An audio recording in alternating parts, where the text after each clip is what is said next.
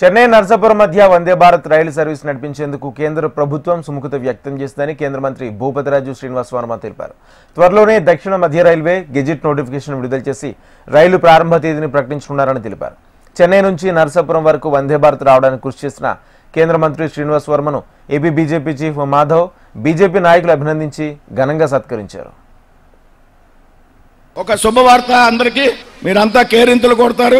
Railway minister పేషి గారి దగ్గర నుండి ఫోన్ వచ్చి నాతో అర్జెంటుగా మాట్లాడించమన్నా. నేను ఇప్పుడే పక్కకెళ్ళి ఫోన్ చేస్తే ఏదైతే ఒక కార్యకర్త కేంద్ర మంత్రి అయ్యాడో దాని ఫలితం నర్సాపురానికి వందే భారత్ ట్రైన్ మంజూరు చేశాడనేటువంటి విషయాన్ని చెన్నై నుంచి బయలుదేరి ఏదైతే వందే భారత్ ట్రైన్ ఉందో చెన్నై నుంచి విజయవాడ వచ్చేటువంటి వందే భారత్ ట్రైన్ ని నర్సాపురం వరకు పొడిగిస్తున్నాం, రేపు ఉత్తర్వులు ఇస్తున్నాం అని ఈ మీటింగ్ ప్రారంభమయ్యాక సాక్షాత్తు రైల్వే మంత్రి గారు ఫోన్ చేసి నాకు చెప్పిన విషయం, ఈ ఆనందాన్ని ఈ ర్యాలీ రోజున మరి ఇక్కడ జరిగినటువంటి ర్యాలీ ఢిల్లీలో రైల్వే శాఖలో దద్దరిల్లింది.